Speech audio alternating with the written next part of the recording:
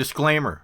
Prior to this 2021 trip to Panama, the only thing I knew about the Panama Canal Railway was that it existed. I'm not an expert. The answer to all these things was no. The best I can do here is show you what it looks like. The trip happened suddenly, as most do, and the only research I did was to reserve a rental car and drop some pins in Google Maps at some places that looked interesting. Thursday, November 18th, I start scouting at the railway's very caged and guarded Corozal terminal on the Pacific side adjacent to Panama City. A bit to the north, I find a maintenance of way crew working, a troubling sign that nothing is coming. A brief interaction with a translation app, and I'm told they will be done at noon and there will be a train in both directions. That gives me time to scout. I wind up at the bridge over the Chagres River at Gamboa. I start waiting before noon. The canal is busy with boat after boat. This is Liberian-flagged container boat MSC Bianca on a journey from Spain to California. Then, Greece-flagged LNG tanker Marin Gas Apollonia traveling from Texas to Korea, and Panama Canal tug Tenosi. The northbound shows up just after 1:15. It has a lash-up of two ex-Amtrak F40PHs with a former Kansas City Southern SD60 in between. Just before it showed, I caught sight of the southbound in the distance along the canal. The trains will meet at the Gamboa siding, one of two on the railroad. Marshall Island flag container boat Ocean Network Express Maxim traveling from New Orleans to Taiwan passes just before the southbound arrives with an F40PH leading and an ex-Kansas City Southern SD40-3 in trail. Then I drove around to Cologne to scout the north end, unexpectedly running into the northbound just before it arrives at the Manzanillo terminal. Despite all the info pointing to the passenger train not running on its regular schedule due to the pandemic, the maintenance away crew earlier had told me it was running. If it was here in Cologne, as it should be, it wasn't at the passenger station.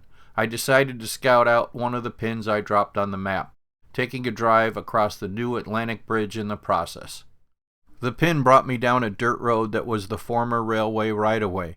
I hoped to find a view coming off the causeway, but vegetation blocked the view. I walked down the track about a mile before finding a suitable place to wait. And wait. I spent about 2 hours listening and playing, "Is that a train?" "No, it's a boat," before I heard what was definitely a train approaching from the north.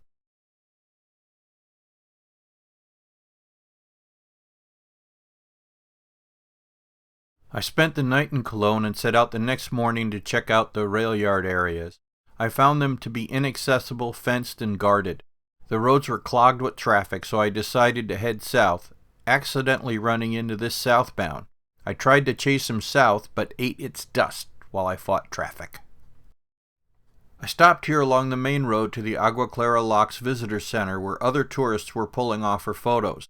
May have made a nice photo of a train with the Atlantic Bridge in the background, but got chased away by canal security. I was told it was only okay to stop here for a few minutes. I decided to visit the locks. The Agua Clara locks were opened in 2016 as part of the Panama Canal expansion project to increase the capacity for more and larger ships. The Casco Sakura is moving to the second of 3 chambers. This is the last lock on the boat's eastward journey through the canal from Korea to New York. The visitor center has an interesting display of French railway wheels. After the first chamber refills, Mediterranean shipping company Yashi B on a trip from California to Italy is guided in.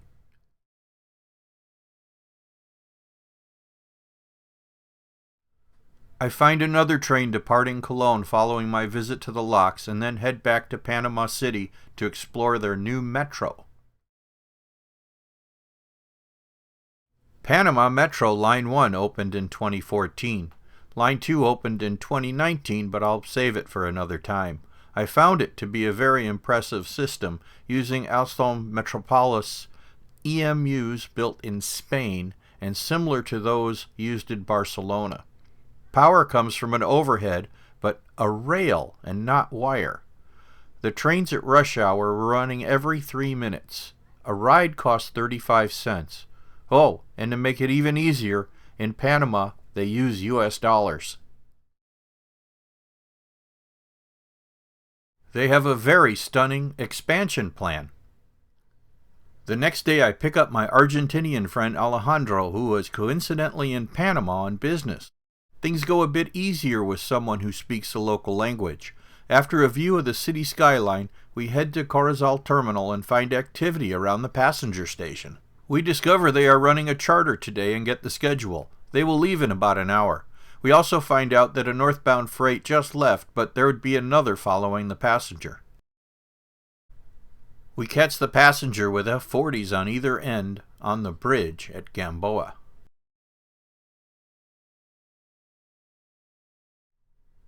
Then catch the following freight at Summit. We head back to Corozal for lunch, and then after, catch an inbound coming into the terminal. That afternoon we head a few miles north to catch the returning passenger at Miraflores Lake, but are surprised by a northbound freight. After another hour of waiting, the passenger shows up, way later than we were told to expect it. Before heading back into the city, we catch an F40 making a switching move at the Corozal terminal entrance. We were chased away from taking pictures at this crossing despite it being a public road. It would be legal to shoot from a public road in my home country, but to use a worn cliché, we're not in Kansas anymore. Alejandro and I meet up again the next morning. We begin by checking out the weird 53-story F&F tower, which is now my favorite skyscraper.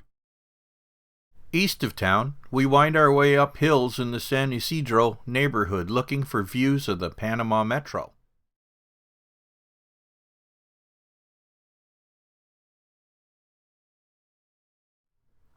Back across town to the Panama Canal headquarters building high on a hill where we get some nice views of the port cranes and the railway's Corozal terminal.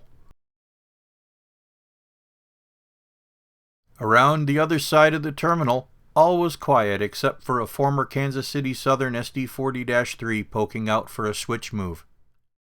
Next, we went to scout the other side of the canal to see if we could find some vantage points to photograph trains or boats from there. We had seen some spots that looked promising earlier from the south side, but found all the roads restricted to official canal business traffic. Returning to the south side, we catch this ex-Kansas City Southern SD60 leading a northbound out of the Miraflores Tunnel.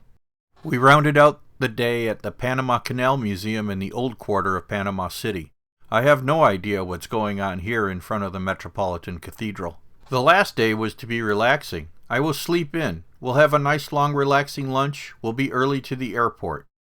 Waking up early, decided to hit the highly recommended Miraflores Locks Visitor Center. On the way, discover a northbound train just departing. I get ahead to an overlook at Miraflores Lake and get there just in time. Although not thinking I would make it, I decided to try and get it again. Made it to Gamboa just in time. Driving back to Miraflores Locks, I find it is closed on Mondays. Something I could have easily known had I checked. Oh well, still more time for lunch. Passing the passenger station, there is activity. There are buses and a whole lot of kids in the parking lot. Looks like the passenger was going out. I went to try and find out what time it was going and ran into the guy in charge. After chatting for a few, he invited me to ride. It was a charter for underprivileged school children, so they'd be coming right back. It would only take a few hours. Now I have a dilemma. What about my nice long lunch? What about my flight this afternoon? What about my tummy right now that was starting to eat itself because I hadn't bothered to feed it yet? You already see what happened. What a climactic end to the trip. A snack box passed out on the train kept my insides in check, and I made it to the airport in plenty of time for my flight. Lunch would wait until I got there. The railway rosters 17 active locomotives. I find the former Amtrak F40s the most intriguing. They are equipped to supply HEP or head-end power to passenger cars, but here they utilize that capacity to supply juice to the refrigerated containers, so every train has an F40. I was curious, so I started digging around in the files to see if I'd caught any of these locomotives in the deep dark past. I never did see a lot of KCS back then, but I did shoot a whole lot of Amtrak. Here's what I found. 1856 was built in 1977 as Amtrak 259. See here in 1993 on the Empire Builder in Deerfield, Illinois. 259 in turn was assembled for parts of traded-in SDP-40 F591 seen here in Chicago, early 77. 1857 was built in 1979 as Amtrak 313, seen here on a Michigan train in northwest Indiana in 1982, and again on the Pioneer in Oregon's Blue Mountains in 1991. 1858 was built in 1980 as Amtrak 358, seen here on the Texas Eagle at Argos near Chicago in 1990, and again on the Mount Rainier at Tukwila, Washington in 1991. 1859 was built in 1980 as Amtrak 354, seen here on the Pioneer in the Columbia River Gorge at Bonneville, Oregon in 1991. I never saw 1860 while in Panama, but it was built in 1981 as Amtrak 374, seen here on the Mount Rainier at Tukwila, Washington in 1991. I didn't see 1861 or 62 and coincidentally couldn't find a pic of their previous lives as 415 and 386.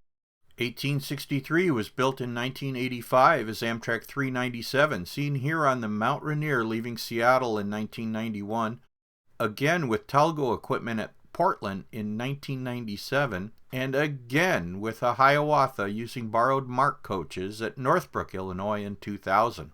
1864 was built in 1985 as Amtrak 393. I came up with nothing. Lastly, 1865 was built in 1980 as Amtrak 334, seen here on the UP in Wyoming with the California Zephyr in 1984, again on the Illini at Kankakee in 1989.